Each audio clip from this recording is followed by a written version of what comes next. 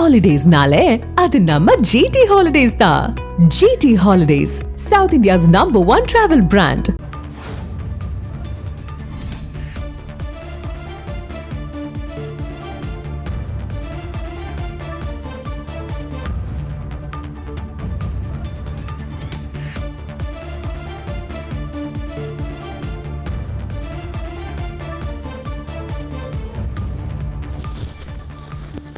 நடிகை ரன்யா ராவிற்கு ரூபாய் 102 கோடி அபராதம் விதிக்கப்பட்டிருக்கிறது. முக்கிய செய்தியாக நாம் பார்த்து கொண்டிருக்கிறோம்.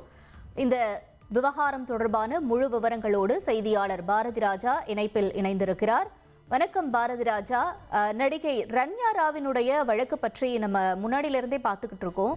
இந்த வழக்கினுடைய பின்னணி என்ன அப்படிங்கிறத மறுபடியும் ஒரு தடவை நம்ம நினைவு கூறலாம். தொடர்ந்து இப்போ அவருக்கு விதிக்கப்பட்டிருக்கக்கூடிய இந்த அபராதம் தொடர்பான தகவல்களையும் பகிர்ந்துக்கோங்க பாரதி ராஜா. கண்டிப்பாக இந்த வழக்கு எங்க ஆரம்பிச்சதுன்னு பாத்தீங்கன்னா, கடந்த மார்ச் 3 துபாயில இருந்து பெங்களூரு கெம்பகோடா சர்வதேச விமான நிலையத்திற்கு வந்த விமானத்துல அவர் தங்கம் கடத்தி வந்த போது பிடிபட்டார். அவர் பிடிபட்ட போது அவரிடம் மற்றும் அவரது வீட்டுல நடத்தின சோதனையில 14 கிலோ தங்கம் கிடைக்கப்பட்டது என்பது குறிப்பிடத்தக்கது. இதுல அவர் உடல்ல மட்டும் மறைச்சி எடுத்துட்டு வந்த தங்கம் சுமார் 12 கோடி அப்படின்னு மதிப்பிடப்பட்டது குறிப்பிடத்தக்கது. இந்த வழக்குல அவர் கைது செய்யப்பட்டிருந்தார். இந்த வழக்குல ஜூலை மாதம் 34 கோடி ரூபாய் மதிப்பிலான அவரது சொத்துக்களை அமலாக்கத்துறையானது முடக்கியது குறிப்பிடத்தக்கது.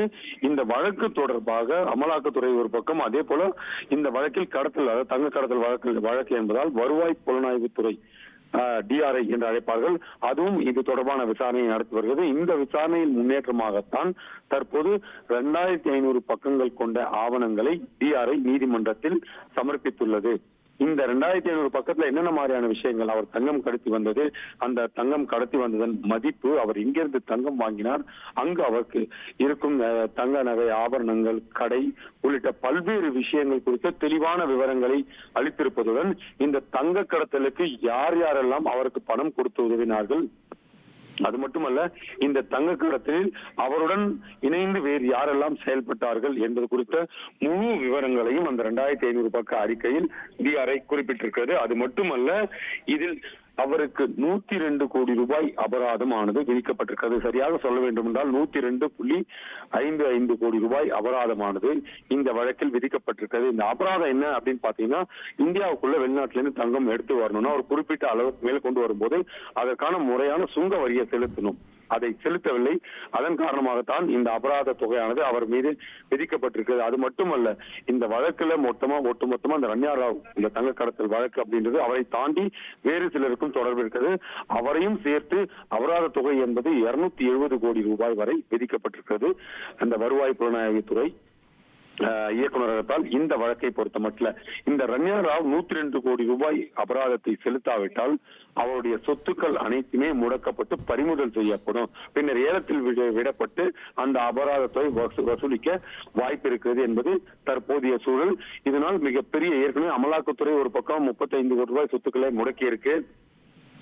கர்நாடகாவின் அமைச்சருக்கு சொந்தமான கல்வி நிறுவனங்கள்ல கூட இது தொடர்பாக சோதனையானது அமலாக்கத்துறை தரப்பிலிருந்து நடத்தப்பட்டதெல்லாம் குறிப்பிடத்தக்கது. இந்த நிலையில வருவாய் புலனாய்வுத்துறை இயக்குநரகம் தற்போது 102 கோடி ரூபாய் அபராதத்தை விதித்திருக்கிறது. அதற்கான காலக்கெடு எதையும் தற்போது குறிப்பிடப்படவில்லை.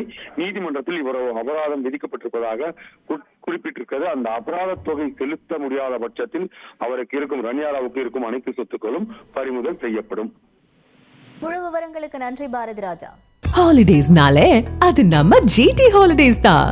GT Holidays, South India's #1 travel brand.